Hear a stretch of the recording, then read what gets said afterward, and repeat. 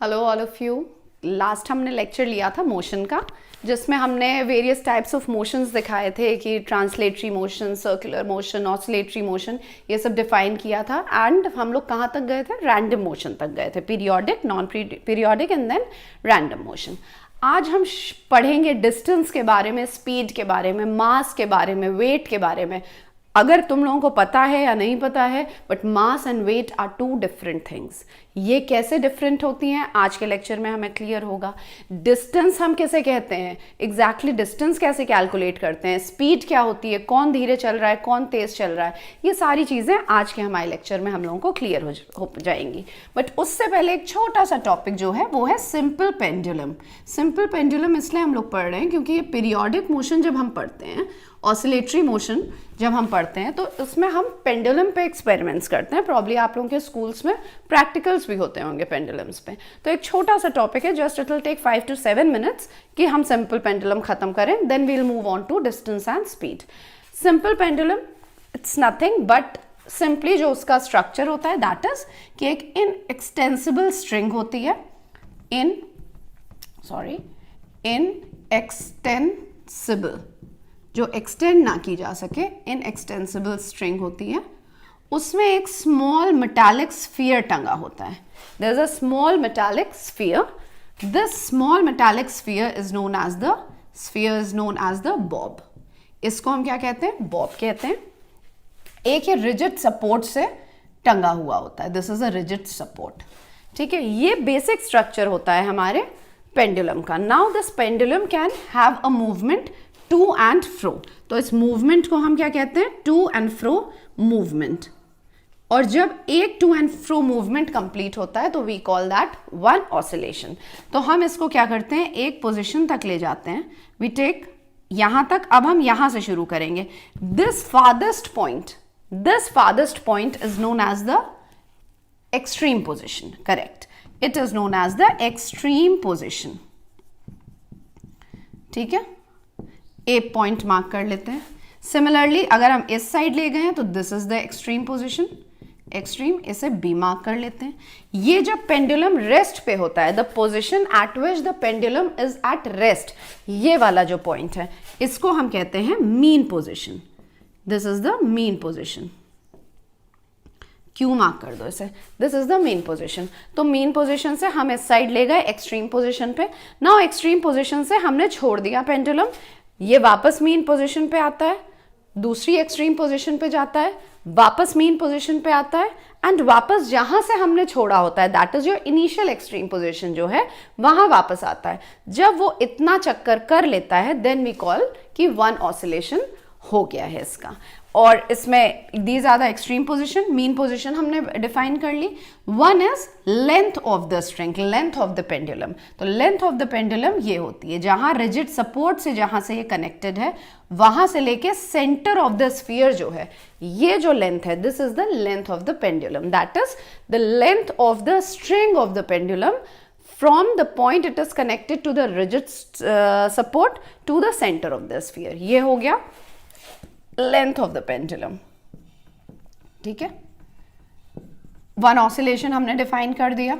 So till now we have defined क्या क्या? Extreme position, mean position, length of the pendulum, time period. One oscillation में हमने किया क्या था कि यहां से एक्सट्रीम पोजीशन से हमने छोड़ा, ये यहां गया, यहां गया, यहां आया और वापस यहां आ गया, ये तो वन ऑसिलेशन हो गया। बट ये करने में टाइम कितना लगा उसे हम कहते हैं time period of the pendulum. उसे हम कहते हैं time period of the pendulum. That is time taken to complete one oscillation, time taken to complete one oscillation. ये हो गया हमारा time period of the oscillation. Now जब हम टाइम पीरियड की बात करते हैं then we also talk about the frequency of oscillation. तो हो गया फ्रीक्वेंसी ऑफ ऑसिलेशन। अब फ्रीक्वेंसी ऑफ ऑसिलेशन क्या होगा? फ्रीक्वेंसी ऑफ ऑसिलेशन इज, अगर हमने टाइम पीरियड सपोज टी से डिनोट किया है, लेट दिस बी टी, अगर हमने ये टी से डिनोट किया है then your frequency is always the inverse of time period. Frequency, और ये पेंडुलम की ही बात नहीं है, in general also whenever we talk about frequency we are actually talking about the inverse of time period.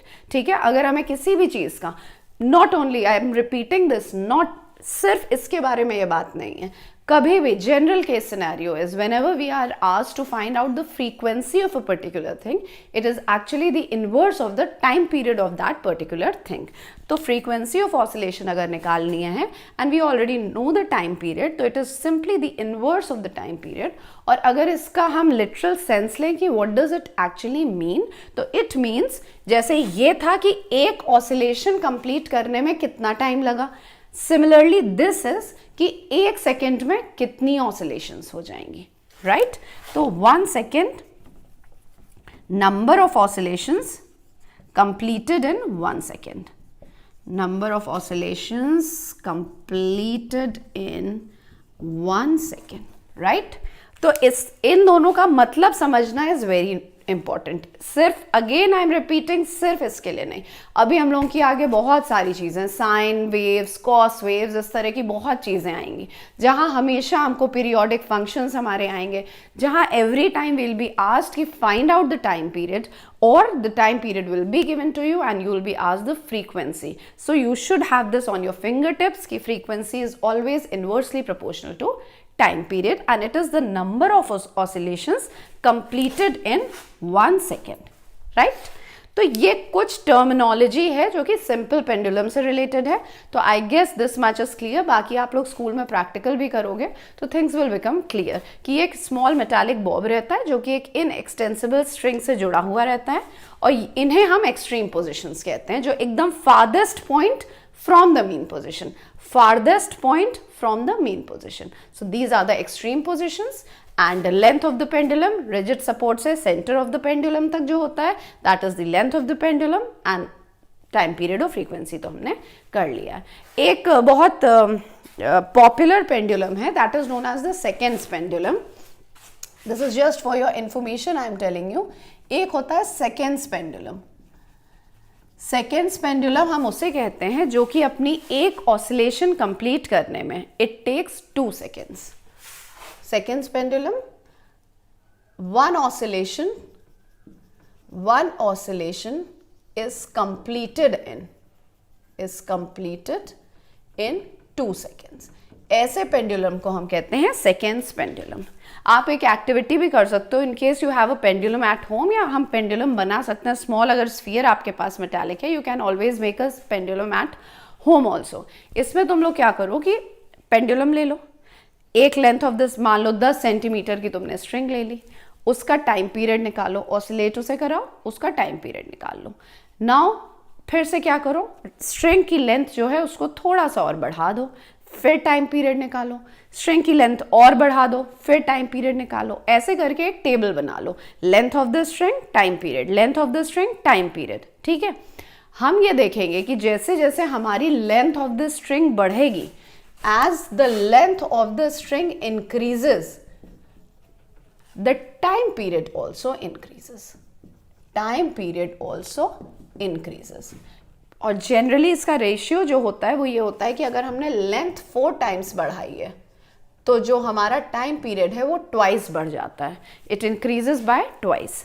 तो अगर हम लेंथ ऑफ द स्ट्रिंग बढ़ाएंगे तो हमारा टाइम पीरियड भी क्या होगा, बढ़ेगा.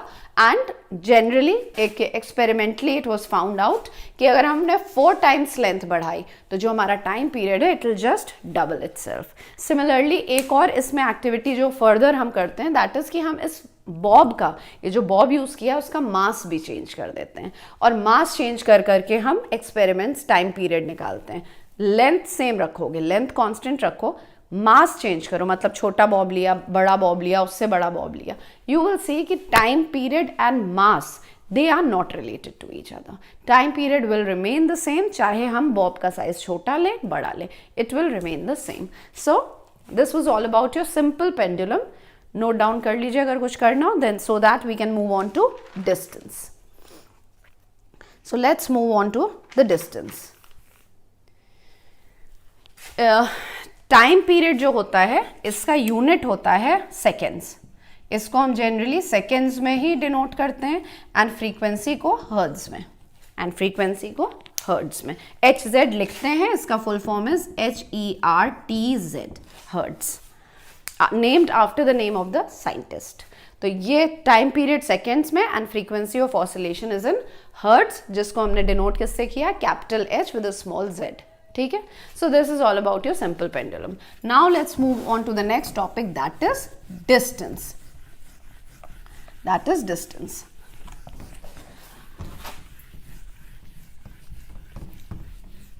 अब मोशन तो हम लोगों ने कर लिया था, right, we had done motion, rest motion, कितनी तरह के मोशन हो सकते हैं, सब कुछ हम लोगों ने ये सब करा था।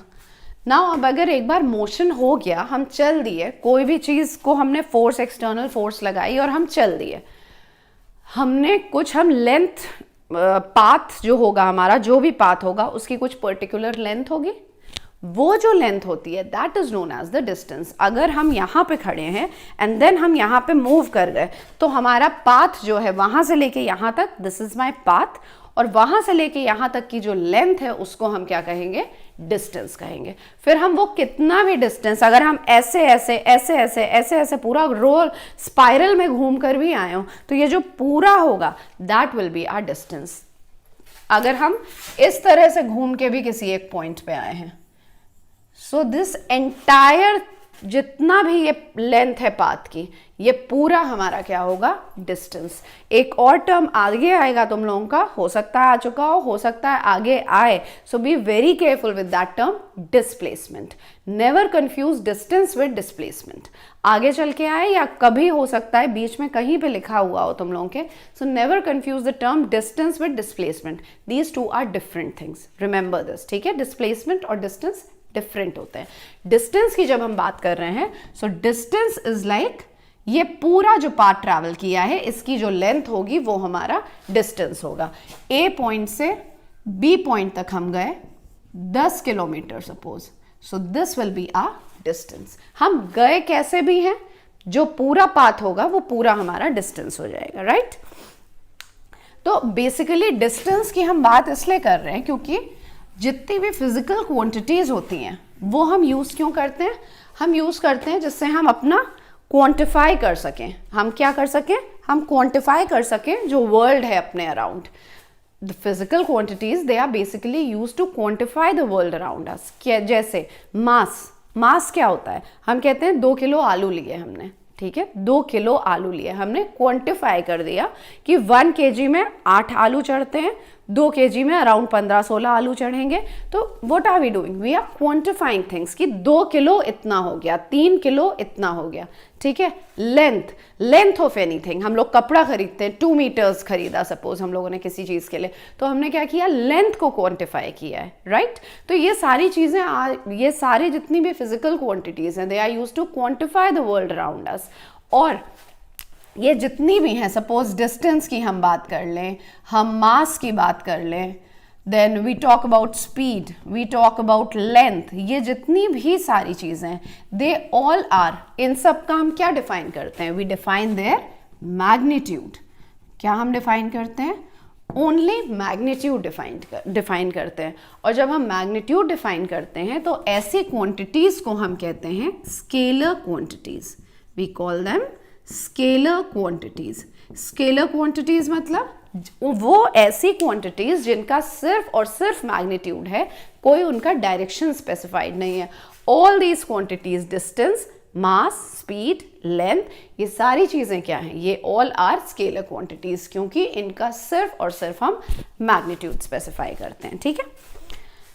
Now distance is when a body moves from one place to another, the actual length of the path traveled by it. Distance क्या हो गया, distance, length of the path traveled by the body. अभी इसी पे हम लोग बहुत अच्छे आज न्यूमेरिकल्स करेंगे, on your distance, on your speed, on your weight, mass, आज की ही क्लास में हम लोग करके ये वाला चैप्टर वाइंड अप करेंगे।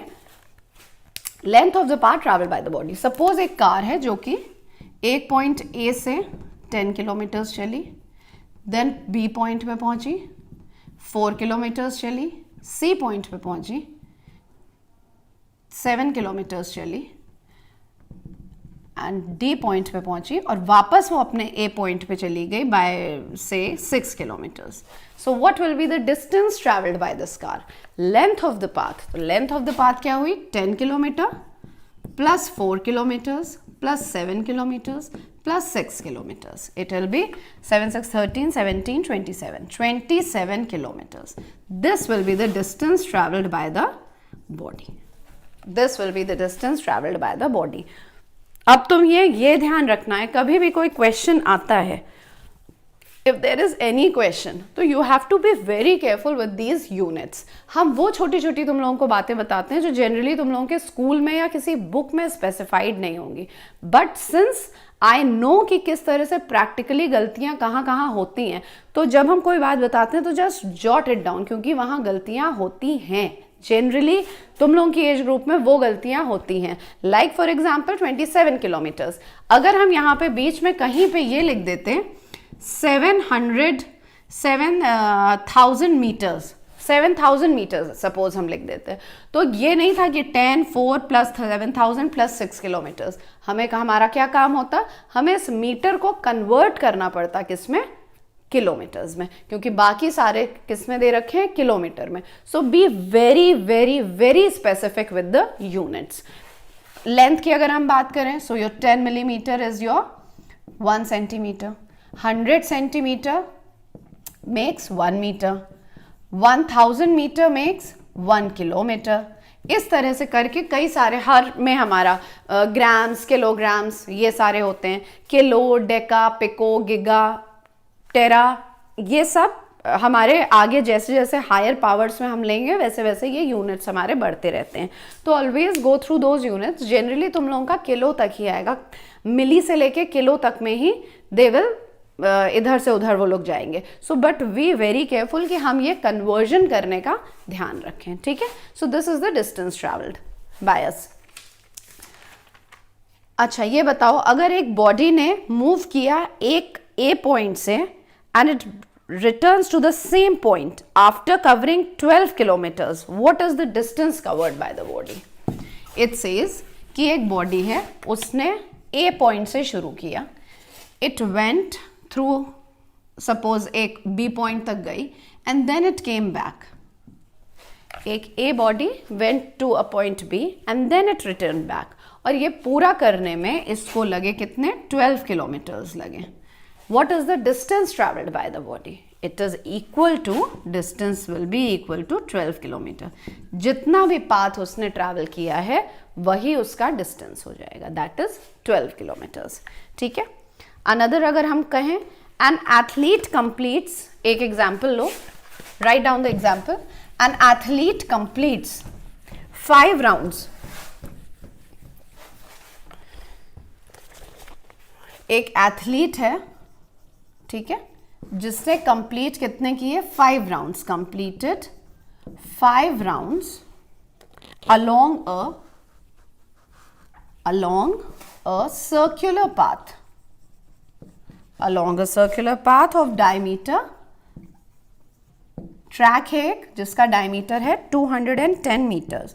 You have to calculate the distance travelled by him, ठीक है, ट्रेवल्ड बाय हिम। तो अभी तक आई होप डिस्टेंस का कॉन्सेप्ट क्लियर हो गया। अगर वो हो गया है तो आई थिंक ये question will be very easy for you, कि अगर हमको एक एथलीट है उसका हमको निकालना है कि उसने कितना डिस्टेंस ट्रैवल किया जब उसने 5 राउंड्स लिए हैं एक सर्कुलर पाथ के जिसका डायमीटर है 210 मीटर्स। इसके लिए हम क्या करेंगे? What will we do? We will find out, पहले तो एक राउंड में देख लो कि कितना डिस्टेंस ट्रैवल हो रहा है। एक राउंड मतलब उसने सर्कुलर पाथ अगर लिया है and this is the radius, radius is equal to, ये डायमीटर है तो इसका हाफ करोगे, इट विल बी 105 मीटर्स, ठीक है, 105 मीटर्स। सो एक राउंड कितना हुआ? circumference of the circle, and circumference is nothing but 2 pi r.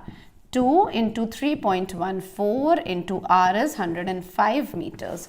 This is equal to, इसको यहीं पे हमने छोड़ दिया है अभी, इसके आगे we'll do इतना मीटर्स, ठीक है. ये एक राउंड में उसने डिस्टेंस ट्रैवल किया. नाउ दे हैव सेड कि 5 राउंड्स में कितना डिस्टेंस ट्रैवल करेगा. तो total distance, you have to write the statements also. Total distance travelled in 5 rounds will be equal to, total distance क्या हो जाएगा, उसने कितनी बार, 5 बार वो सर्कमफ्रेंस रिपीट की है. 1 बार, 2 बार, 3 बार, 4 बार, 5 बार, 5 बार वो सर्कमफ्रेंस उसने ट्रैवल की है. So this will be equal to 5 into 2 into 3.14 into 105 metres. This is equal to 3297 metres. और इसको 3297 मीटर्स जब है तो इसको हम easily we can write this as 3.297 kilometres. हम इसे किलोमीटर में चेंज कर देंगे. और किलोमीटर में चेंज करने के लिए what had we done, we had just divided it by 1000, क्योंकि अभी अभी हमने किया ना कि 1000 metre is equal to 1 kilometre. ये अभी अभी हमने लिखा था, तो हमने उस मीटर को we had just converted it to kilometres. I guess distance is clear, and again I am repeating, never confuse distance with displacement, जो कि तुम लोगों का आगे कभी आ सकता है, probably in 9th आएगा तुम लोगों का. Okay, now let's move on to speed. ये तो हो गई हमारी distance की बात, और I think distance is pretty much clear. जितना भी length है path का, कैसे भी घूम घूम के उसने travel किया हो, हमें पूरे path की length अगर हम calculate कर लें तो हमें क्या मिल जाएगा, distance मिल जाएगा. Now let's see what speed is. जब भी हम कोई बॉडी हमारी रेस्ट पे है, हमने उसको एक्सटर्नल फोर्स लगाई और उसने क्या किया, वो मूव करने लगी. अब कोई बॉडी, हम कहते हैं ना कि ट्रेन और बस अगर देखें तो क्या मूव करता है faster, obviously train moves faster than the बस. हमने ये चीज़ किस बेसिस पे बोली, ये हम कंपैरिजन किस चीज़ पे कर रहे हैं. अगर हम भी स्कूल वॉक करके जा रहे हैं, मेरा एक और फ्रेंड है वो भी स्कूल अगर वॉक करके ही जा रहा है, बट हम 10 मिनट में पहुंच गए and he is reaching after 20 minutes, then who is faster, हम फास्टर माने जाएंगे कि हमने वही डिस्टेंस 10 मिनट्स में ट्रैवल किया, वही डिस्टेंस उसने 20 मिनट्स में ट्रैवल किया. तो एवरीबडी विल से कि ये तेज़ चलती है, ठीक है. सो व्हाट इज़ दिस तेज़ चलती है, या बस ज़्यादा तेज, बस स्लो है एंड ट्रेन फास्टर है. What is this slow and fast, actually what are we speaking about, we are talking about speed. हम लोग स्पीड के रेफरेंस में चीज़ें बोलते हैं कि इसकी स्पीड स्लो है, उसकी स्पीड फास्ट है. तो distance, speed is basically distance travelled per unit time, distance travelled per unit time, ठीक है. और अगर तुम इसको देखो, speed is equal to distance, तो फॉर्मूला क्या हो जाएगा, डिस्टेंस अपॉन टाइम. तो अगर तुम, हम सब लोगों ने in various classes we have read about variation, we have read about variation, जिसमें यह था कि हम अगर कहें कि स्पीड और टाइम में क्या रिलेशनशिप है, तो स्पीड और टाइम में इनवर्स रिलेशनशिप है. They are inversely proportional to each other. That means अगर हम टाइम बढ़ाएंगे, if we increase the time, तो दैट मीन्स आवर स्पीड, हम ये कहेंगे कि हमारी स्पीड क्या है, कम है. अगर हमारा टाइम हमको ज़्यादा लग रहा है कहीं पहुंचने में, that means our speed is slow. यहीं से वो टर्म आया कि ये स्लो है, ये फास्ट है, ठीक है. So speed is basically distance upon time. This is the formula for it. I hope you've noted it down. Now let's do some numericals on it.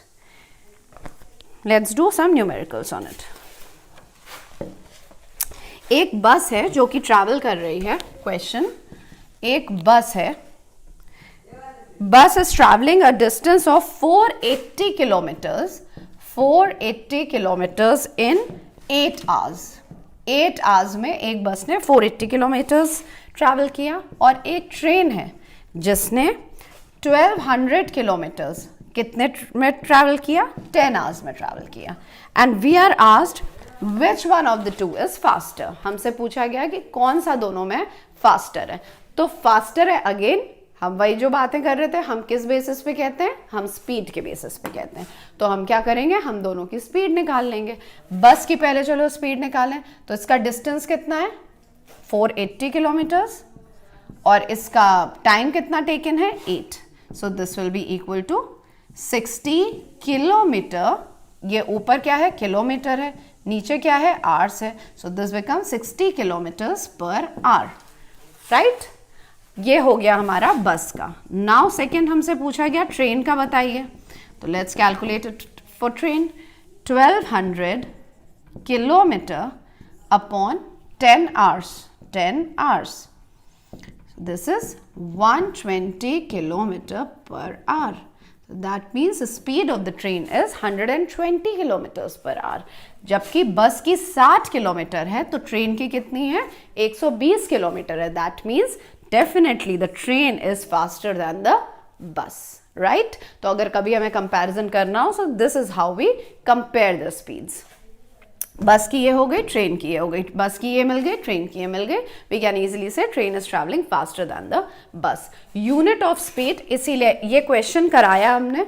And now I will tell कि unit of speed क्या हो सकती है. From the question itself we can say कि either हमारी ये हो सकती है किलोमीटर पर आवर, और एक और यूनिट हम यूज करते हैं that is metre per second. हम मीटर पर सेकेंड भी यूज़ करते हैं, बट हमें ये हमेशा देखना पड़ेगा कि हमारा लेंथ किस में दे रखा है, जो डिस्टेंस दे रखा है वो किस यूनिट में दे रखा है, हमारा जो टाइम है वो किस यूनिट में दे रखा है. Either express the speed in kilometres per hour, उसके लिए आपको जो कन्वर्जन करने हो आप करिए, और एक्सप्रेस इट इन मीटर्स पर सेकेंड, इसके लिए भी जो कन्वर्जन आपको करने हो आप वो कन्वर्ट करिए, right. Now let's go on to the next one. एक सिंपल सा है. 200 मीटर रेस में an athlete takes 40 seconds to run the distance, find his speed. एक एथलीट है जो कि 200 मीटर रेस में उसने इतना डिस्टेंस ट्रैवल करने के लिए ही took 40 seconds. You have been asked to find the speed. Easy सा question, just do it and write the answer. फटाफट डू इट. एक एथलीट है, वो 200 मीटर्स उसने कितने में किए, he completed in 40 seconds. What is the speed of the athlete? Simply distance upon speed. Distance is 200, speed time taken is 40. 5. Now 5 इसका unit क्या होगा, very important, metre per second, metre per second. ठीक है. सो इस तरह के unit के भी क्वेश्चंस आते हैं. नाउ एक और इंपॉर्टेंट चीज, अब आता है एवरेज स्पीड का एक कॉन्सेप्ट. अब आता है एवरेज स्पीड का क्वेश्चन. अगर मान लो हम ये कहें कि एक बस है जो कि इलाहाबाद से गई लखनऊ तक एक पर्टिकुलर स्पीड में, लखनऊ में उसने हॉल्ट ले लिया. अब लखनऊ से इलाहाबाद से Lucknow around it is 210 kilometres. ठीक है. इलाहाबाद से लखनऊ गए, उसने वहाँ हॉल्ट लिया, इतना डिस्टेंस उसने ट्रैवल किया, एक पर्टिकुलर टाइम लिया उसने. उसके बाद वो वापस लखनऊ से इलाहाबाद आई. ठीक है, वापस लखनऊ से इलाहाबाद आई, बट अभी उसको टाइम ज़्यादा लग गया. अब उसको टाइम ज़्यादा लग गया. मान लो इस समय उसको 3 आवर्स लगे थे, अब सेम डिस्टेंस ट्रैवल करने में उसको 4 आवर्स लग गए. डिस्टेंस हमारा वही रहा. अब हमसे कहा जाए कि अगर बस की स्पीड बताओ, तो हम क्या बताएंगे, ये स्पीड बताएंगे या ये स्पीड बताएंगे. Which speed will we tell. दो डिस्टेंसेस अलग अलग ट्रैवल हुए, अलग अलग टाइम लगा, हम कौन सा स्पीड उसकी लेंगे. तो इस समय को जब ऐसे क्वेश्चंस आते हैं, then we talk about the average speed, and it says the average speed is equal to total distance upon total time. Total distance upon total time मतलब पूरा जितना डिस्टेंस उस पर्टिकुलर व्हीकल ने ट्रैवल किया है वो डिवाइडेड बाय टोटल टाइम जो उस व्हीकल ने लगाया है उतना डिस्टेंस ट्रैवल करने में. ठीक है. तो I guess this concept is clear average speed का. और ये क्यों आया, क्योंकि अलग अलग टाइम अलग अलग स्पीड पे भी हम चल सकते हैं. और मान लो डिस्टेंस और टाइम में ना देकर हमें 3-4 स्पीड्स दे रखी हैं. If you are given 3-4 speeds की, ये स्पीड पे भी चला, ये पे भी चला, ये पे भी चला, तो what will we do, we will simply find the average. This speed plus this speed plus this speed divided by 3. ठीक है. नाउ इस पे क्वेश्चन कर लो, things will become very clear to you now. एक साइक्लिस्ट है, there is a cyclist who covers 150 meters in the first 1 minute in the first 1 minute,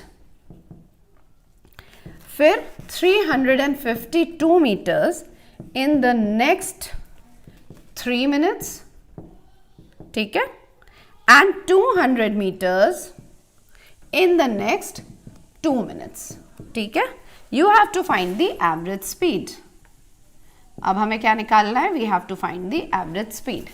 एक cyclist है 150 मीटर्स, वो 1 मिनट में चला, फिर 352 मीटर्स वो 3 मिनट लगाए उसने, फिर 200 मीटर उसने 2 मिनट लगाए. क्या होगा? Simply total distance upon total time. Let's find out the total distance.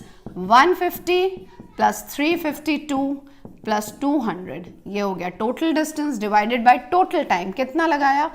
1 plus 3 plus 2. This is equal to 117 meters. Now very important, per minute. Just see, it's given in minutes. तो ये नहीं कि बिना सोचे समझे इसे पर सेकेंड लिख दो. This is 117 meters per minute. ठीक है, तो this is the answer, 117 meters per minute. Next, let's do one more quickly. Pause करके video, just note down the example, उसके बाद फिर नेक्स्ट पे जाया करो. और जब भी हम कोई क्वेश्चन लिखें, first try and solve it on your own. The more you will apply yourself, the more you will understand the concept. जितना ज़्यादा उसको अपने आप खुद समझने की कोशिश करोगे, उतना ज़्यादा things will become easier for you. ठीक है, नेक्स्ट. राम वेंट टू, एक लड़का है राम, और वो कहाँ गया? Chandigarh. He goes to Chandigarh. कहाँ से गया? दिल्ली से गया. तो दिल्ली टू चंडीगढ़ गया राम, और उसने उसके लिए कितना? 250 किलोमीटर्स का रास्ता ट्रैवल किया. He started from Delhi. Very important question. See, he started from Delhi at 6 AM. 6 AM पे उसने शुरू किया, and he reached Chandigarh, and he reached, keep noting down the question, and he reached Chandigarh at 11 AM. वो 11 AM पे चंडीगढ़ पहुंच गया. Find the average speed by which he traveled from Delhi to Chandigarh. You have to find his average speed from Delhi to Chandigarh. एक लड़का है राम, उसने दिल्ली से शुरू किया, चंडीगढ़ पहुंचा, और इसने डिस्टेंस कितना ट्रैवल किया? 250 किलोमीटर्स. वो चला कब था दिल्ली से? वो सुबह 6 बजे चला था, और वो चंडीगढ़ पहुंच गया 11 बजे. मतलब कितना टाइम उसने लिया? 5 hours ही टुक 5 hours, 6 बजे से लेके 11 बजे तक. तो your average speed is nothing but 250 kilometres divided by 5 hours. So this becomes 50 kilometre per hour के डिस्टेंस, पर आवर की एवरेज स्पीड से वो चलेगा, तो वो 5 घंटे में दिल्ली से चंडीगढ़ पहुंच जाएगा. ठीक है, तो ये टाइम पे भी दिया हो सकता है. ज़रूरी नहीं है कि ये डायरेक्टली वो लिख दें कि 5 घंटे उसको लगे या 3 घंटे उसे लगे. They can always give you कि इतने बजे वो चला और इतने बजे वो पहुंचा. देन इस क्वेश्चन में ट्विस्ट अगर लाना हो तो दे कुड हैव डन कि वो 6 बजे चला, 10 बजे उसने एक जगह हॉल्ट लिया, again he started off at around after 5 minutes, और फिर उसने इतना डिस्टेंस इतने मिनट में ट्रैवल किया. So you have to keep that in mind also, right. अच्छा, लास्ट क्वेश्चन ऑन दिस, उससे पहले हम लोग कर लेते हैं. Then we will start with mass and weight, which will be the last topic of this lecture. Last question करते हैं एक.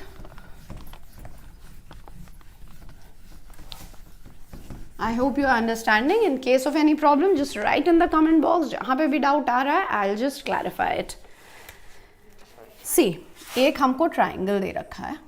ये कैसा ट्राइंगल दे रखा है? राइट एंगल ट्राइंगल दे रखा है. ठीक है, और इसमें 6 मीटर ये लेंथ दे रखी है, 10 मीटर्स की ये लेंथ दे रखी है. The points are marked as A, B and C. सबसे पहले तो हमसे कहा गया है हमसे कि एक एथलीट है जिसने B से लेके A and then A to C ये डिस्टेंस ट्रैवल किया है. तो टेल द टोटल डिस्टेंस. ठीक है, एथलीट है जिसने B to A and then A to C, यहां से B to C वो ये पाथ फॉलो करके पहुंचा है. ये B पे था, उसे C पे पहुंचना था, बट द पाथ ही अपनाया जो उसने, that was B to A and then A to C. So distance travelled by him will be equal to, quick, I think you should have given the answers by now. Simply 6 plus 10, that is 6 plus 10 is equal to 16 meters. ठीक है. अच्छा, अब उन्होंने कहा कि उसकी speed 5 meters per second थी. उसकी speed was 5 meters per second.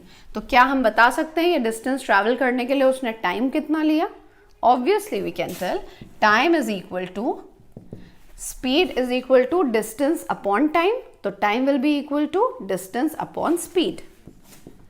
Speed is equal to distance upon time. So obviously time will be equal to distance upon speed. तो distance हमको पता है 16 upon 5. This will be equal to 3.2 meters per second. This will be the time. This will be the time taken. This will be seconds. 3.2 seconds उसने लिए. अच्छा, अब they are asking कि अगर उसने उसकी स्पीड सेम यही रही बट उसने पूरा ये ट्राइंगल फॉलो किया तो उसने कितना टाइम लिया? ये तो अभी बी और सी तक का था. अब वो कह रहे हैं कि अगर उसने ये फुल ट्राइंगल ट्रैवल किया है तब उसने कितना टाइम लिया. तो अब फुल करने के लिए वी शुड नो कि ये वाला डिस्टेंस कितना होगा. Since this is a right angle triangle, can we find out this distance? Quickly find out. क्या होगा ये? दिस विल बी सिंपली 100, 10 का स्क्वायर 100 माइनस 6 का square 36 is equal to under root 64 which is equal to 8 metres. So ये हो जाएगा हमारा 8 metre. अब हमारा टोटल डिस्टेंस ट्रैवल्ड क्या हो गया? Total distance travelled, total distance is equal to 6 plus 10 plus 8 is equal to 24 metres. हो गया 24 मीटर. स्पीड हमें दे रखी है एज 5 मीटर पर सेकेंड. तो टाइम हम निकाल लेंगे. Time will be equal to 24 upon 5 which is equal to 4.8 seconds. तो पूरा ट्रायंगल ट्रैवल करने के लिए ही took 4.8 seconds. And I guess इन सब कैलकुलेशंस में you all are very quick. नहीं अगर हो तो अपनी स्पीड बढ़ाओ इन चीज़ों में. Simple division, simple addition, simple under square करने में, अंडर रूट करने में. ठीक है. So these were some very nice questions on your distance and speed. इसी तरह के questions आपके स्कूल के एग्जामिनेशंस में आते हैं. इन केस आपके एक्सरसाइजेज में कोई वो क्वेश्चन हो जो नहीं सॉल्व हो रहे हो तो just write in the comment box, I will answer them also. ठीक है. इनकी बहुत अच्छी worksheets I have got. So if you go for my online classes then definitely I will provide you with those. In our online classes हम एक एक करके सारे यूनिट्स के सारे चैप्टर्स वी विल डिस्कस. उसके बाद हम उसकी एक्सरसाइजेस करेंगे, उनकी वर्कशीट्स करेंगे, कुछ सैम्पल प्रॉब्लम्स करेंगे. So if you find this video helpful so do register for the online classes. So now let's move on to mass. अब हम मास पे मूव करते हैं. What is mass actually? Next topic of your mass. ये motion का हमारा last topic है, mass and weight. Mass is actually quantity of matter contained in a body. ठीक है. मास क्या है? Mass is quantity of matter contained in a body. और इसका हम यूनिट लिखते हैं किलोग्राम, ग्राम, मिलीग्राम. इन सब में बेसिक इज किलोग्राम. ठीक है. Just note it down. तो mass is basically defined as the quantity of matter contained in a body.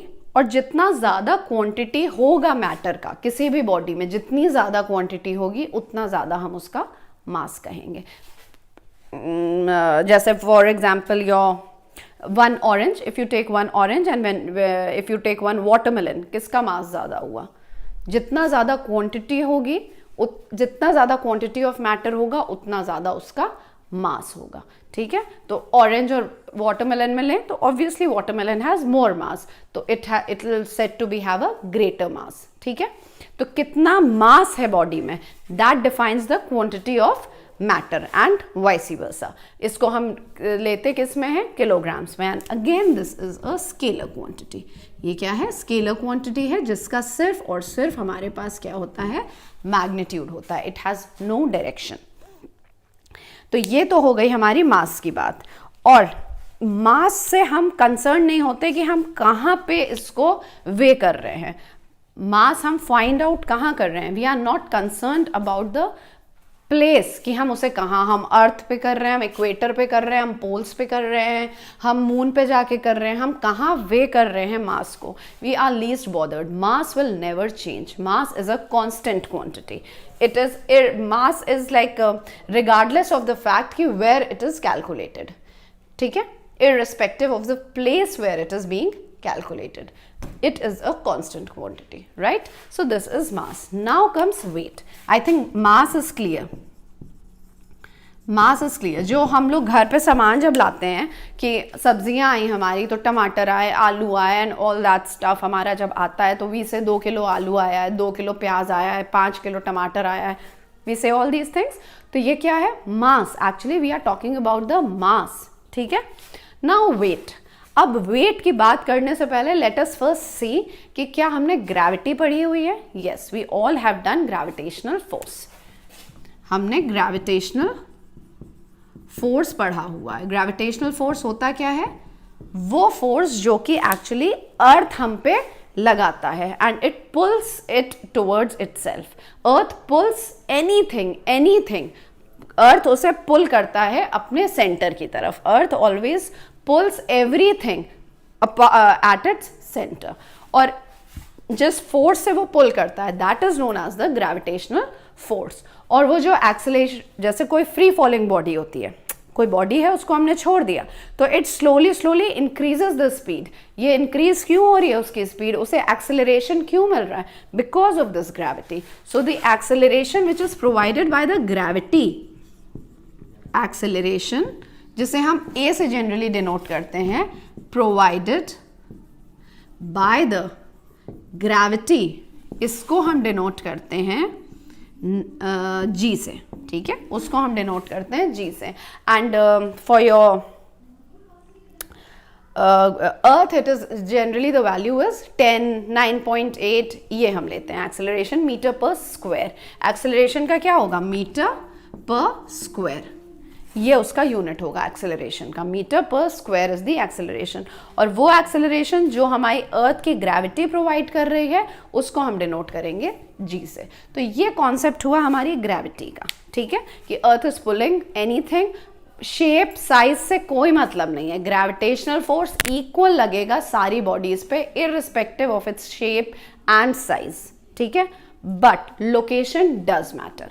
Gravitational force भी हर जगह इक्वल नहीं होती है, ग्रेविटेशनल फोर्स भी हर जगह इक्वल नहीं है। It is maximum at the poles, it is maximum at the poles and it is minimum at the equator, ठीक है। ग्रेविटेशनल फोर्स भी जो है it is maximum at the poles and minimum at the equator, and this gravity is actually providing the weight to the body, ठीक है। Just note this much पहले।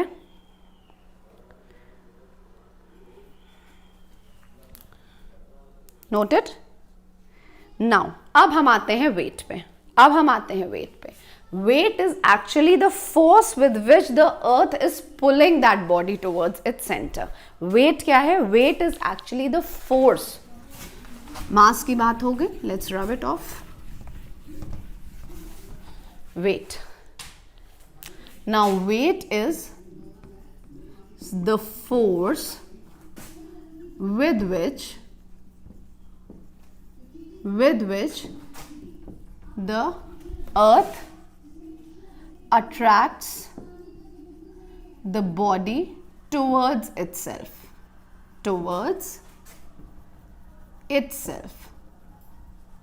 and towards itself। इसका formula जब हम लिखते हैं तो this is actually equal to mass into g, that is the acceleration. तभी हम इसे mg करते हैं। और ये जो वेट है this mg, this is very very very important from the point of view of physics. ये अभी तुम लोग सिर्फ ऐसे mg पढ़ रहे हो.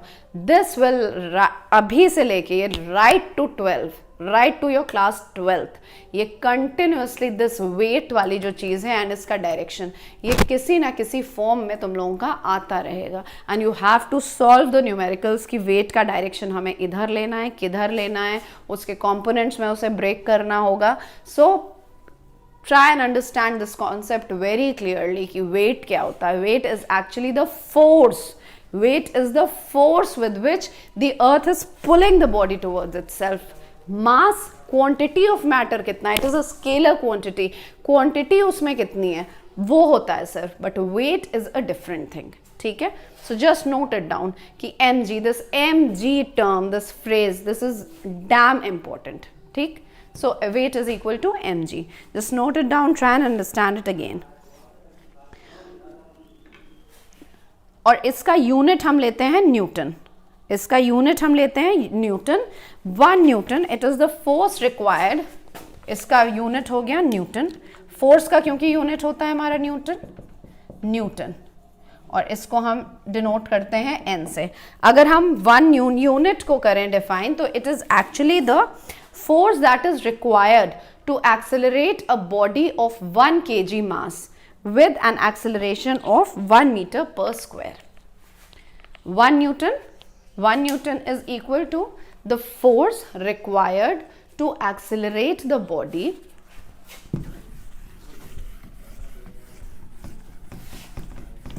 it must be given in your books.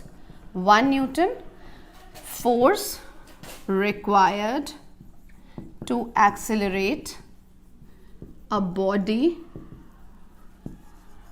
of 1 kg at the rate of 1 meter per square second. 1 meter per square.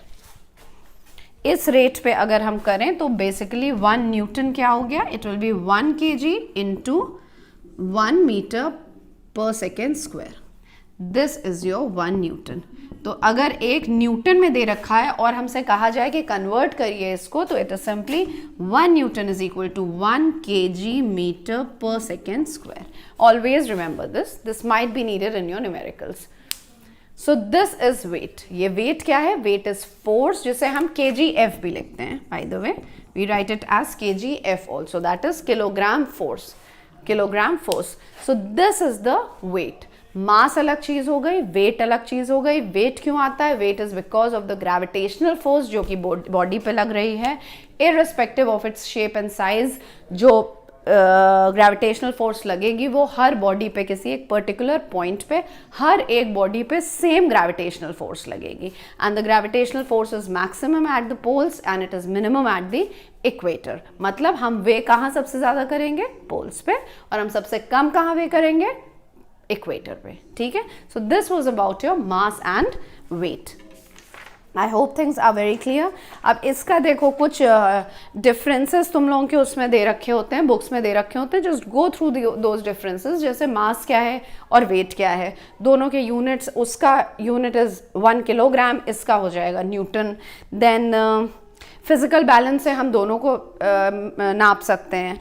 And mass remains constant but weight changes as the gravitational force changes, as the acceleration due to gravity changes, weight भी change हो जाएगा. So these are certain differences जो mass and weight में है. Just make a table on your own जिसमें तुम्हारे हिसाब से ये सब समझ के mass और weight में क्या differences आए हैं, just jot them down. और अगर हो सके तो उसको तुम डाल दो कमेंट बॉक्स में. I will just go through it कि देखो कि तुम्हारे हिसाब से, या cross check it from your book कि मास और वेट में तुम्हें क्या डिफरेंस समझ में आया.